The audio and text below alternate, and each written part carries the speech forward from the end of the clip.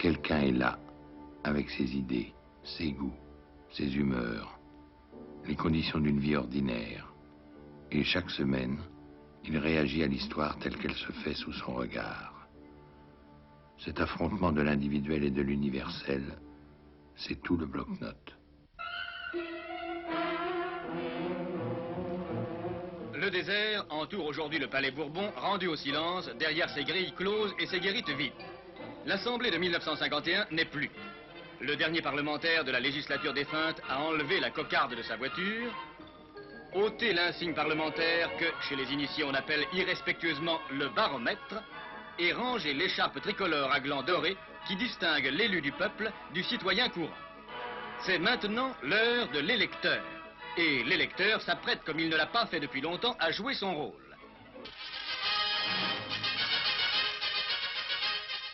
La France a voté. Toute la journée du 2 janvier, dans tous les bureaux de vote, les électeurs ont défilé en nombre, marquant ainsi une nette régression du nombre des abstentions. Il faut donc noter une victoire du sentiment civique sur l'ensemble des citoyens, dans tous les mondes et pour tous les âges. Et toute la nuit, au ministère de l'Intérieur, les reporters ont suivi en bons élèves les résultats qui s'inscrivaient au tableau de l'écran et qui peuvent se traduire ainsi. Gain des communistes qui pourtant perdent des voix, net recul des républicains sociaux, forte poussée du mouvement Poujade. Et l'on attend l'Assemblée. Avec la foule des grands jours, M. Poujade est venu en curieux assister à la séance d'investiture de la nouvelle Assemblée nationale. Les élus poujadistes se sont sagement assis sur les bancs d'extrême droite. Et après la déclaration ministérielle de M. Guy Mollet, l'investiture lui a été accordée par 420 voix contre 71.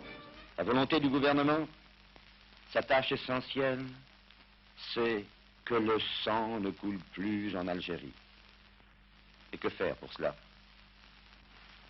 Reconnaître et respecter la personnalité algérienne et réaliser l'égalité politique totale de tous les habitants d'Algérie. C'est en même temps maintenir et renforcer l'union indissoluble entre l'Algérie et la France métropolitaine. Et que deviendrait la France sans l'Algérie? Et l'Algérie sans la France? Le problème algérien, devenu de première urgence, a amené à Alger le président du Conseil, M. Guy Mollet. Dans Alger, les magasins européens s'étaient fermés en signe de protestation contre la nomination du général Catrou et un important service d'ordre avait été mis en place. Et c'est dans une ambiance fiévreuse que le chef du gouvernement s'est rendu au monument aux morts. C'est là que les premiers incidents devaient éclater. 11 février 1956. Qu'allait-il faire à Alger? S'informer? Il n'était donc pas informé. Les réponses qu'il recevait en Algérie ne lui étaient-elles pas d'avance connues? Vous pouviez demeurer à l'hôtel Matignon, monsieur le président du Conseil. Pour vous renseigner sur place, un Aumran, un Borgeot eussent suffi. Le voyage à Alger, un voyage d'information? Quelle innocence! Un voyage d'exécution, voilà ce qui s'imposait. Il s'agissait de faire entrer dans les faits les mesures arrêtées et mises au point à Paris par le gouvernement tout entier. Alger eût dû apprendre un matin, à son réveil, que le président du Conseil occupait le palais du gouvernement, qu'il l'occupait en force, et que la poignée de hauts fonctionnaires locaux, aux ordres des fascistes, était déjà déplacée et tenue à l'œil. Depuis que j'observe les milieux politiques, ai-je jamais rencontré chez un homme les vertus d'un chef de gouvernement? Je ne pourrais citer que 2 noms. Mais vous, qui êtes-vous? Un laïc stoïcien qui ne bronche pas sous les tomates? Chez un chef de gouvernement, ce courage-là me laisse froid, et c'est trop peu dire. Je déteste Louis XVI, le 20 juin, coiffé d'un bonnet phrygien, et faisant constater par un soldat que son cœur ne battait pas plus vite. J'aime les cœurs qui battent, et à certaines heures, furieusement. L'annonce de la démission du général Catrou arrivait enfin pour apaiser les esprits, et Alger retrouva son calme. Pourquoi revenir là-dessus? Pourquoi? Mais les forces fascistes se démasquent. Le temps n'est plus de se faire des politesses. Nous devons prendre la mesure des hommes qui occupent les postes de commandement, et donc celle de M. Guy Mollet. Envers celui qui a sacrifié comme entrée de jeu Pierre Mendès France et le général Catrou, je ne me sens plus personnellement lié. Le Front républicain, qu'en avez-vous fait? Qu'en reste-t-il? Il s'agit bien du Front républicain. Cette journée du 6 février 1956 est grosse du même sombre enfant que celle de 1934. Ce front populaire, objet de votre terreur, craignez qu'il ne naisse dans la rue, qu'il ne jaillisse des pavés. Au même instant, au Palais d'été à Alger, le président Guy Mollet accueillait M. Robert Lacoste, qui, ayant accepté le poste de ministre résident en Algérie, venait prendre ses fonctions. Dans le calme rétabli, on peut penser que M. Robert Lacoste va créer un climat d'entente dans une Algérie unie.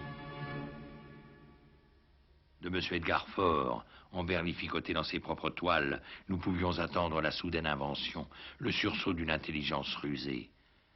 Mais ce magistère immobile dans sa chair, face à une classe hurlante et qui cède aux boules de papier mâché, ne laisse aucun recours à l'espérance.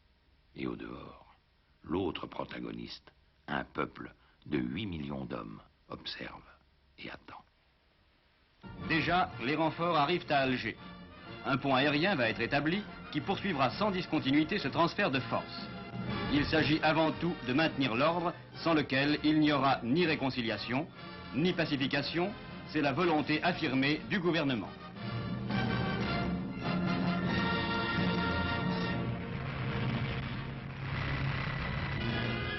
Ce douloureux spectacle des fermes incendiées, des troupeaux égorgés, des cadavres qui unissent dans la mort les populations européennes et musulmanes victimes des attentats de hors-la-loi posent en lettres de deuil le problème algérien. 11 mai 1956. Le malheur de la France ne tient pas au texte d'une constitution, mais aux hommes. Le 6 février 1956, la constitution aurait pu être la meilleure possible. M. Guy Mollet n'en eût pas reçu une tomate de moins, et il n'aurait pas jeté par-dessus bord le général Catroux d'un geste moins rapide. La réforme constitutionnelle, mais enfin M. Guy Mollet bénéficie des pleins pouvoirs, et quel proconsul a jamais détenu plus de puissance que M. Lacoste en Algérie. Or, que voyons-nous? La pacification était leur but, et ils cèdent malgré eux à la pesanteur de l'énorme appareil de guerre qu'ils ont mis en place. Ce n'est pas l'article d'une constitution réformée qui fera surgir un sauveur au milieu des ruines fumantes. Ce sera l'événement qui aurait pu être conjuré. Mais là encore, tout aura dépendu du choix d'un homme.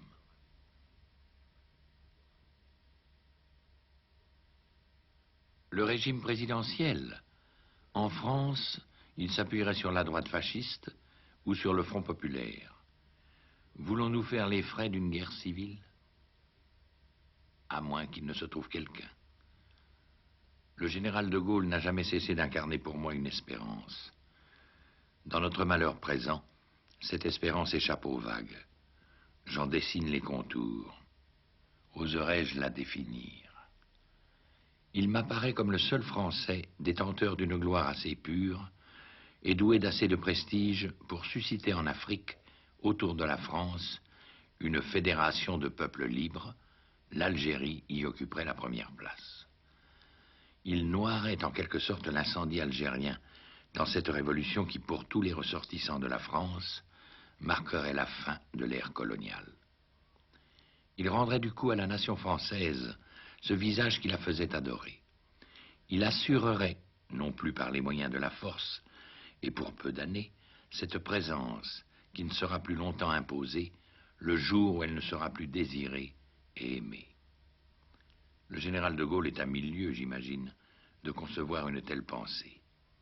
Qu'il pardonne aux songeurs, car je le sais bien, ce n'est qu'un songe. Il n'empêche que le Français qui ferait de l'histoire avec ce songe pourrait s'endormir tranquille, les mains jointes sur la garde d'une épée qui ne serait plus qu'une croix.